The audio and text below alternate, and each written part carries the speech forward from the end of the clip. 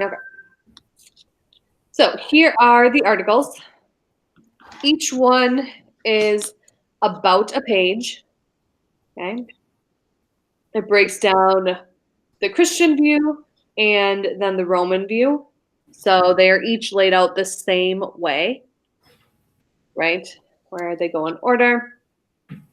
So, like I said, we are going to do the first one. We are going to do art together. So we are looking for what Christianity believed for art or how they practiced art versus the Roman beliefs for art. Okay, so just starting at the top of the article, it says early Christians believed that art should portray religious ideas rather than aspects of human society. Thus, early Christian artists did not create scenes celebrating ordinary human life. Instead, the earliest artworks by Christians were religious scenes painted on the walls and ceilings of their burial places. Artists created paintings that depicted ceremonies or events from biblical stories. This style of painting, called abstract, used very little detail to depict scenes. So, on our assignment, right, under Christian beliefs about art, okay, what type of images were artists creating? What were the stories that they were telling?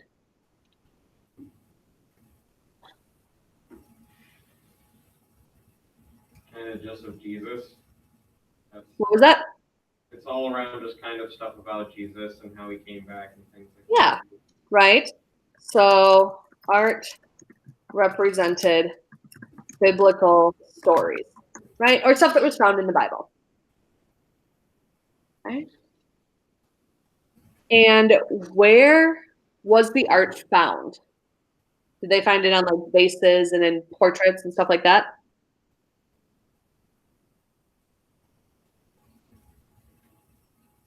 Where did they find this early Christian style art?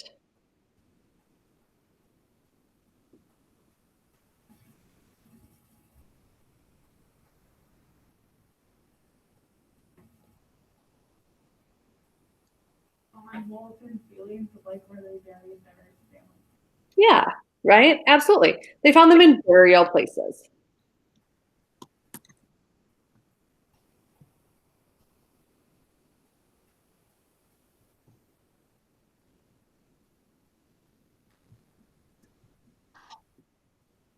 Okay.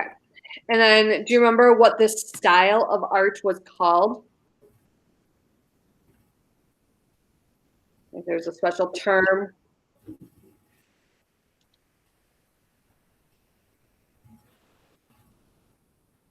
Abstract? Yes. Okay. Abstract style.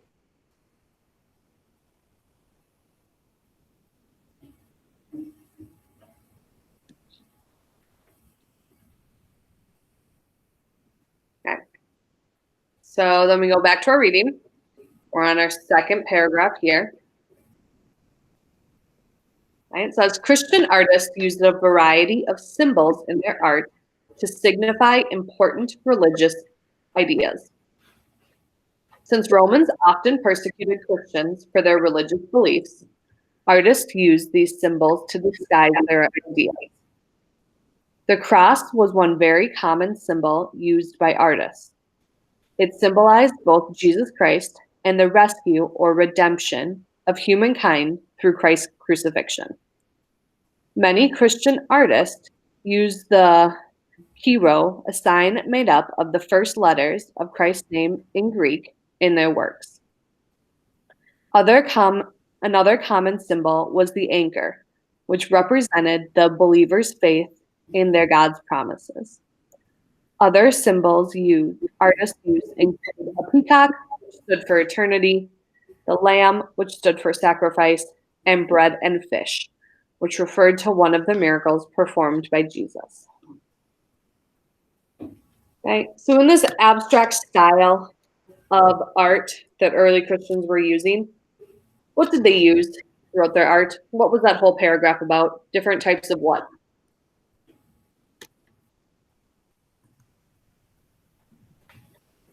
what do we call those things?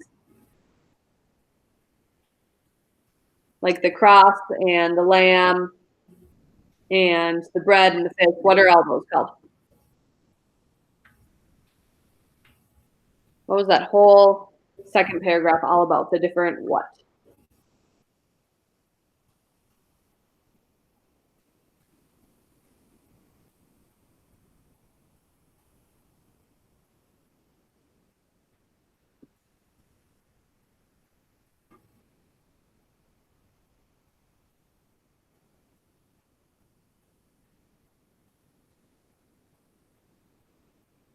What's that word right there?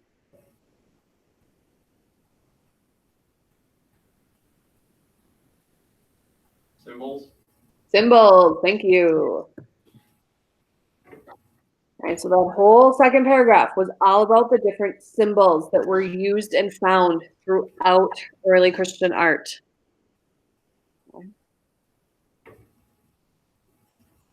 So historians and archaeologists today can go back and look at these early forms of art and differentiate early Christian art to traditional Roman art through the use of these symbols. And they're kind of like hidden clues or context within the art itself.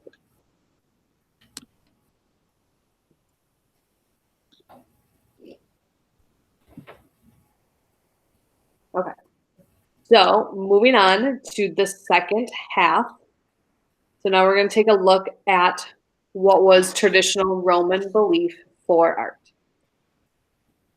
So imagine that a Roman official had asked a Christian artist to create a frieze, a band of sculpture often designed around a section of a building to show Rome's conquest of a new province. The Roman official says, "Now, Christian, like all Roman art, this frieze should represent the power and majesty of the empire. To create the most realistic work, you should study other examples of Roman art to see how they show character and expression. For example, look at the statue of the Emperor Marcus Aurelius. Notice the majestic manner in which the emperor's procession has been portrayed in his marble relief. Examine the figure's eyes. The sculptor used a drill to indicate the ring of the iris and to reflect light on the pupil of the eye. Keep techniques such as this in mind as you create your frieze for us." Okay. So if we're looking at Roman beliefs on art, okay, what type of art was that official asking that person to make? Was he asking him to make a painting? Oh, he's asking him to make a sculpture. Yeah. Okay. Sculptures or marble friezes. How do you spell that? F-R.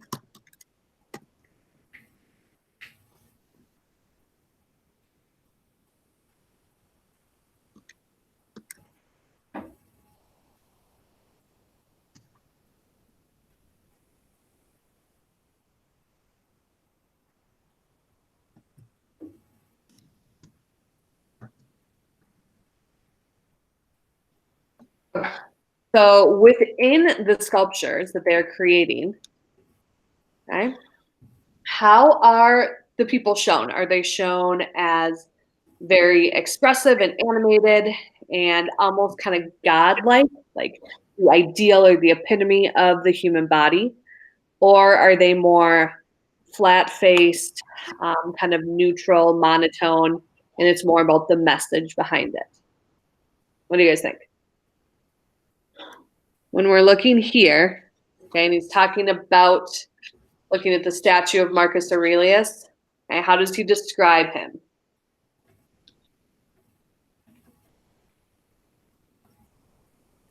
Are they using lots of animation and detail? Or are the people kind of represented to be more plain and average? Detailed. Okay, yeah, detailed. Okay. use detail to create animation and expression. People are almost godlike in presentation. Meaning that the statues that are carved are kind of the epitome of the human body. So taking a play on Greek art, like we talked about in the last unit, right? The statues and how bodies are represented are almost an idealized form that really focus on the detail of the individual. And each one is unique in its own way.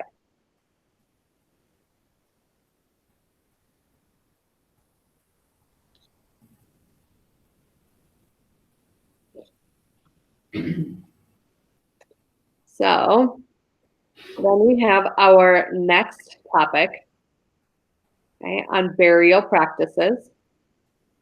So we'll do one more together, and then you guys can finish it on your own. So taking a look at burial practices, early Christians believed in a life after death.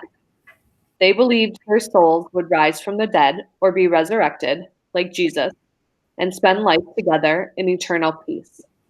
For this reason, Christians rejected the common Roman practice of cremation, the burning of a deceased person's body until only ashes remained. Instead, Christians buried the bodies of their dead together so they could be easily reunited in the next life. So, in my Christian beliefs for burial, okay, they practice the actual physical burial of bodies together. Okay. Believed in life after death, right? Resurrection. I don't know how to spell resurrection.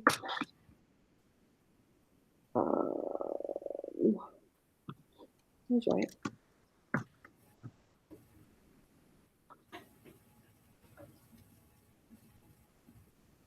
Okay.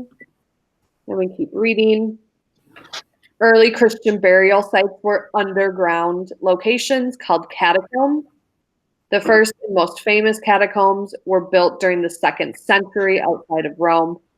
The Christians built them in tunnels below major roads surrounding the city because the Roman law forbade burying the dead within city walls. The deceased bodies of Christians, fully clothed and dressed in fine linen, were placed inside resting places called vaults or crypts within the catacomb. Christians often adorned the walls and the ceilings of catacombs with painted images, like the art that we just read about.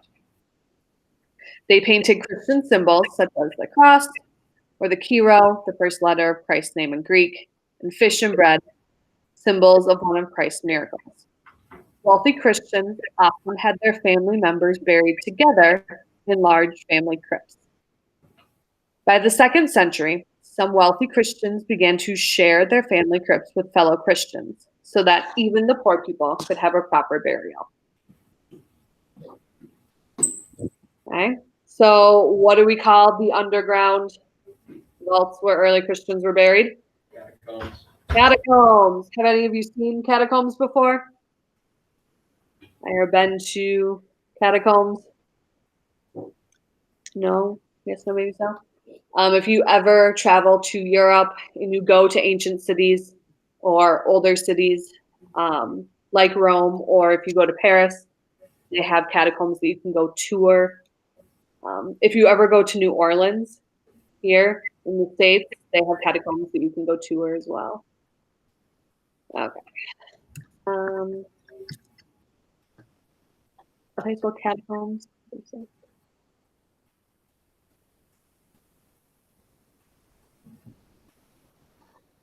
Okay. So taking a look at the Roman request. Okay. So what Romans believed about burial. Imagine the son of a Christian woman has died. A Roman neighbor has told her that she assumes the body will be handled according to the most common Roman custom. The Roman neighbor says, I expect your son's body will be cremated, since he has no need for it in the afterlife. You know only his spirit will make its journey to the underworld.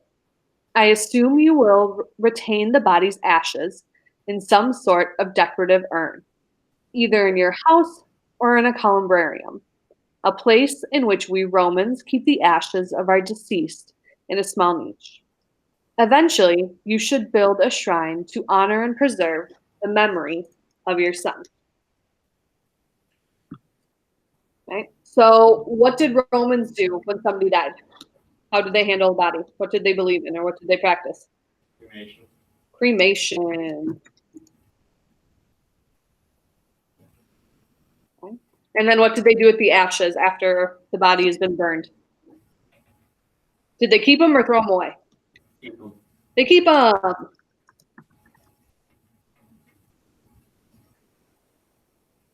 Right? So they kept them in an urn in the house. Right? Eventually, building a shrine.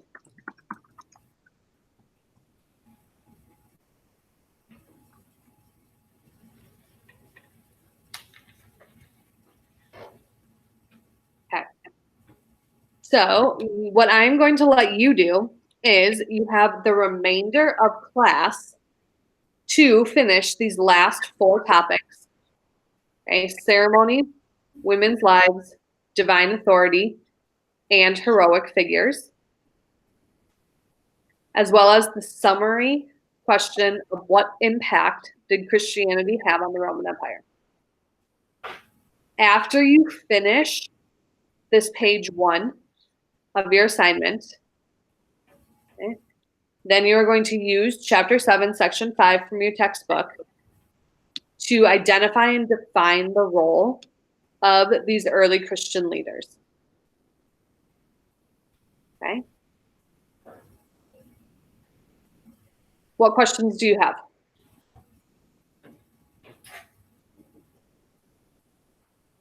None? None? Okay. I will stop the